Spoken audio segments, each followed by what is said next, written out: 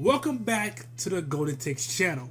We have now entered the playoff season, and with that, teams are already clinching playoff berths, and now it's time for the in-season award conversation to happen.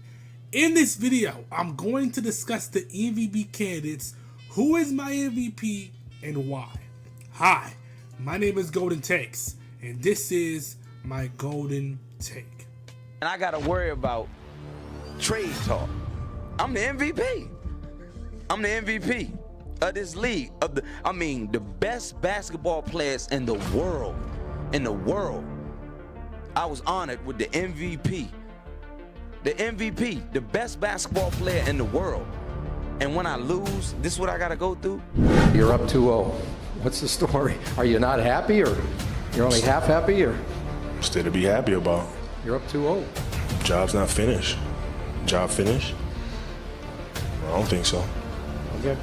Fellas, we work all year long for it, man. Shaq the man, most dominant player in the world. Championship, it's ours. Love it, it's beautiful. Mwah, 2G, baby, you love it. We out.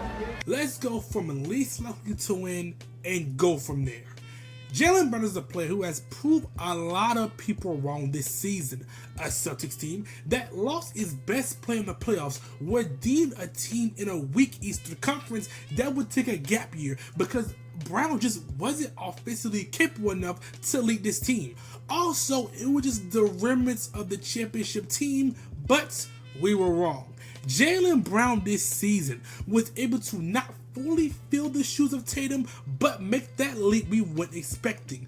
Also, with Joe Mazzulla being a coaching wizard, he was able to scheme the system around the mid-range shooting ability of Brown, and it made him flourish. Now, Brown is in the conversation because he's able to take a team that even in a weak Eastern Conference, nobody really thought they'll be in top 3 seed contention.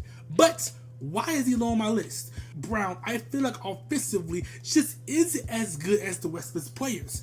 Brown has gotten better as a playmaker, but just isn't as one as everybody else is. Also, in a weak Eastern Conference, it moves me, but just not as much as it is in the West. When it's harder, and some players are just completely dominating. But one of the main reasons why is just the system. I think the top 3 players in this conversation are the system, and the offensive flows through them completely. Mazzulla was able to craft a system to fit Brown's strengths and weaknesses, but he isn't the system. Okay, let me give an example. Steve Kerr, his system and his 3-point shooting system was able to heighten Curry's ability as a shooter, but Curry, being an excellent off-ball player, passer, playmaker, is what makes him so effective, and it adds to that system as well. That's why this system that Kerr has isn't going to without Curry. But I think with Brown, it can work with Tatum or someone else. Is it just a system that only he can work in? That's the best I can explain it. It can look confusing, I click on the comments, but that's how I feel about it. Cade Cunningham.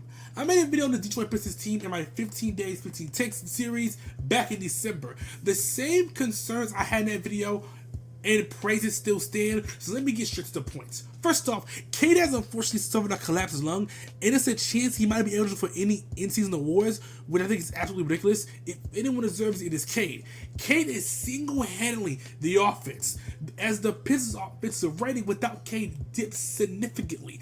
Cade is low on this list because of his offensive capabilities. Again, Cade is growing as he's better from a playing standpoint and is able to lead a not so good offensive unit to a top seed in the East. But the 3 players ahead of him are just more impactful.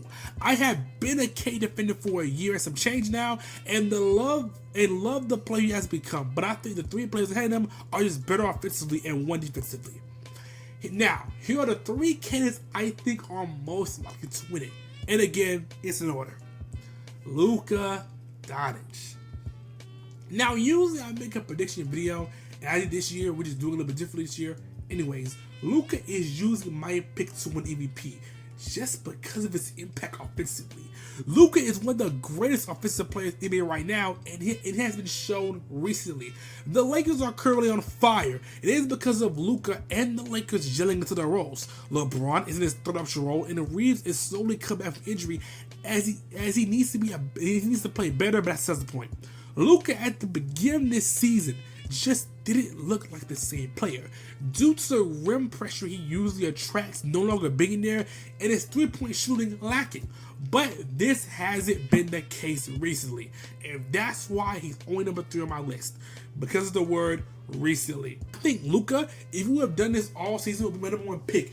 But because it's happening recently, it just can't, as the other 2 players have been just more consistent. Victor Wembanyama. Now, I am a known Wemby Glazer. I don't care, as his defensive impact is actually insane. Now, one of Wemby's main arguments for him being the MVP is his defensive impact alone. I think he is the unanimous defensive player of the year, and players rethink about going to him because of him, and he actively alters shots. He also is not that bad when it comes to switching on the perimeter. The Spurs actually just is a good defensive team when he's off the floor, and when he is, they turn into an unworthy defensive team. Now again, I go back to a word: consistency.